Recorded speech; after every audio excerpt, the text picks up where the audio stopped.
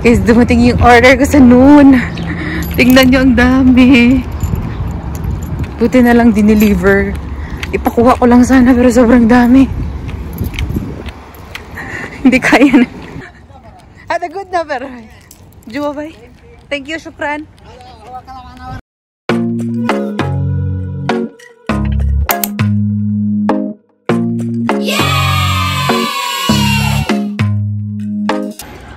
Hello! Guys,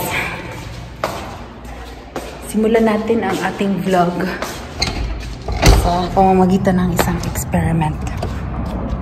Ooh! Hello guys! Hi! Ay, hindi ko lang check close. So, dito ako ngayon sa rooftop dahil kukunin ko yung shoes ko na nandoon. Kasi kahapon nilabahan ko siya. Tapos, nangilaw yung sapatos ko. Tapos nasad ako, ay mga panty, hindi yan sa akin ha. Hindi yan sa akin, sorry. Tapos, nakita ko sa TikTok para daw hindi mangilaw yung sapatos mo na puti. First of all, sodium bicarb, dishwashing liquid. Tapos, lagyan mo ng tissue yung shoes. Mamaya pakita ko. Kasi hindi ko pa nakita eh. Lagyan mo ng tissue ng shoes, yung shoes para yung tissue ang mag-absorb doon sa yellowish discoloration. Kasi galing daw sa araw yung yellowish discoloration. So, ngayon titingnan natin kung effective siya. Dahan-dahan tayo para hindi tayo madapa. Buti pa to, hindi nagdilaw. Okay yun ah. So, this is what happened to our shoes. As in, after mo siya labahan, idikit mo lang yung tissue dito na basa din. Tingnan nga natin. Okay. So far, puti siya. Sobrang dilaw nito kahapon, guys. Tingnan natin. Wow! No joke. Para siyang bago. Ito nga lang yung nanilaw kasi hindi ko tinakpan. So, ito siya yung yellowish na mangyayari pag hindi mo tinakpan. That's right. At least alam ko na mabubura niya. Hindi para talaga siya maninilaw pag tinakpan mo. Hindi ko siya napicturan guys, pero sobrang dilaw niya kahapon. Ay, malinis na siya. Hindi na ako sad. Sobrang pangit dito kahapon guys. Amazing! Ayan na guys. So, inakyat ko na lahat ng mga package ko dyan. Nagluluto ako ng Nagluluto ako ng para siyang patatas na pancake na basta nakita ko lang sa TikTok. Sabi ko kasi patatas, para siyang patatas tapos imamash mo siya, may cornstarch, may sugar, tapos may cheese sa loob.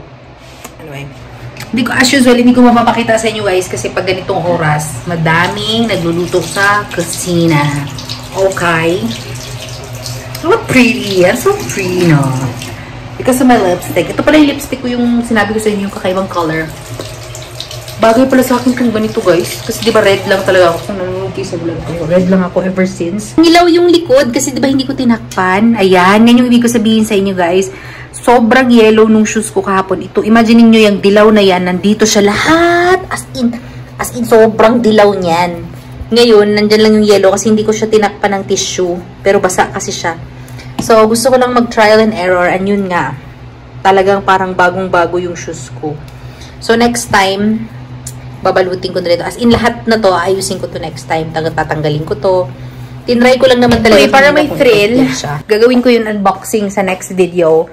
After this video, gagawin ko yung unboxing ng mga bagay din. Actually, ano yun siya guys? Hindi siya for my own, like, meron ba ako para doon? Ay, meron akong isa ata doon para sa sarili ko. But most of it are for my business. Kasi di ba nga, I live in a Muslim city. So, nag-sale kasi yung mga abaya nila. Sobrang mura. Hindi ko na lang sasabihin kung magkano guys. Pero sobrang mura siya. So, karamihan nun abaya. Tapos may mga sandals ata na pasalubong din. Basta i-unboxing ko siya sa next video. See you on my next video. I-unboxing ko siya. Tapos, yun. So, siguro yun yung magiging last unboxing ko. Kasi, as in, pinadala ko lahat ng pera ko sa bank account ko, guys. Kasi pag may pera ang bank account ko dito sa Saudi Arabia, mag-online shopping at mag-online. Nagsimula nang mag-memory full ang aking phone. Natakot ako, marami pala akong binabura na video. Anyway, yes, makaka-unboxing ako ngayon kasi umalis yung roommate ko sa Ate Juliet. Pumunta sila ng Taif. Hindi ako sumama kasi nga fasting ako, guys. Kakain kasi yan sila sa restaurant. So, hindi ako sumama. Magluluto na lang ako ng food ko for tomorrow. Hindi rin ako magsasahing ngayon. Kasi gagawin ko ngayon yung, hindi ko alam ang tawag doon, like, potato na parang pancake. Hindi siya pancake, as in, kasi after niya lumambot, imamash mo siya. After siyang imash, lalagyan mo lang siya ng cornstarch tsaka sugar, yung mismong mixture. Tapos magfo-form siya na parang dough. Sa loob ng dough, lalagyan mo ng cheese. Then, ipaprito mo siya. Yum. Siguro ang next ko lulutuin, maggagawa ko ng stir-fry mushroom. Grabe na. Please, kung walang tao sa kitchen, which is I don't think that it's possible na walang tao, ipa-vlog ko siya mamaya, guys. Pero, not sure.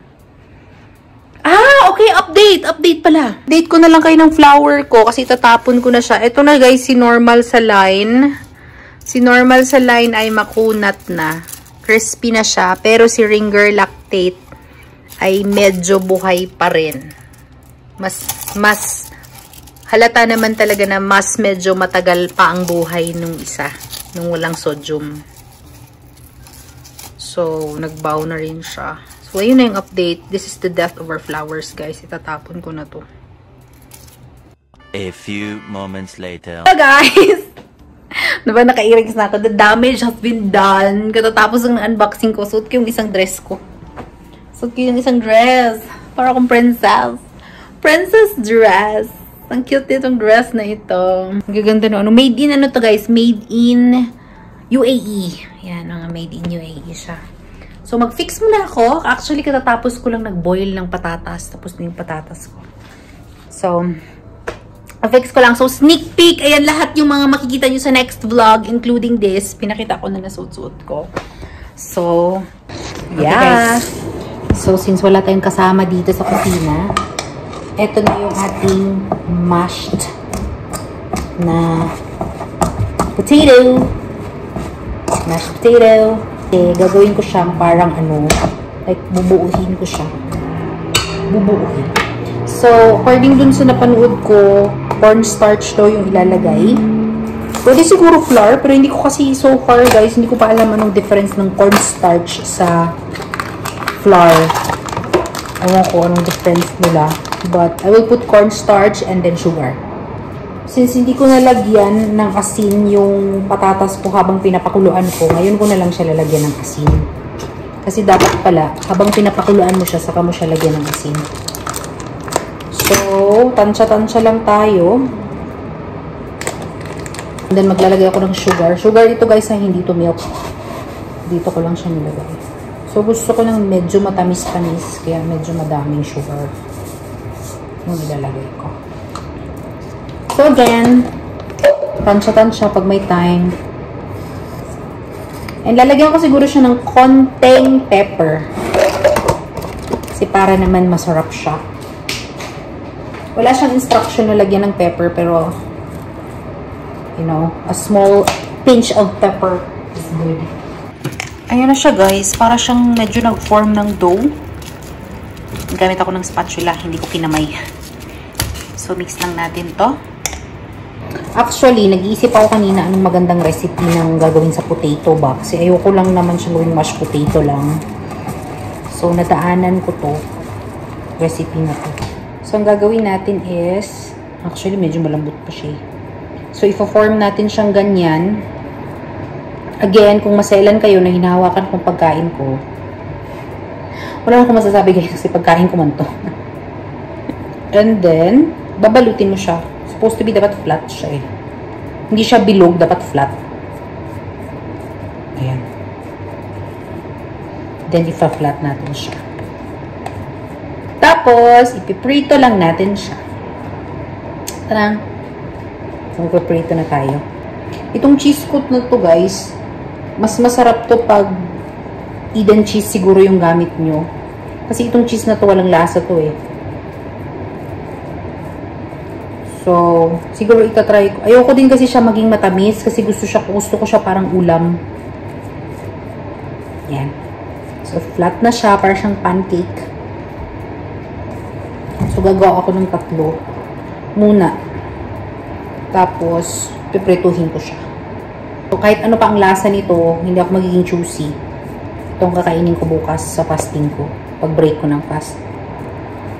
Kasi importante sa akin carbs. Kailangan ko ng carbs sa duty ko, guys, para matagal akong magutom. Okay? Prito na natin. Ayan. Nabaligtad ko na siya, guys. Medyo madikit siya. Dapat siguro non-stick pan yung ginamit ko. Hindi kasi ito siya non-stick pan. Nahirapan akong i-flip siya. Careful, careful.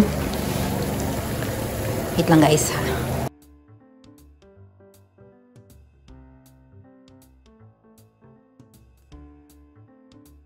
Alam ko na, guys, ba't siya nagiging sticky? Kasi may sugar. Tama pala. Yung na-realize ko, ba't siya sticky? May sugar siya. So, lalagyan ko na lang ng ganito para ma-drain niya yung excess oil. Ayan na siya. Tanggalin ko na yung iba. Guys, first batch done. Excited ako tomorrow. Hello, guys. Good evening. Hi. Hindi ko na kayo na-update tungkol sa aking pancake.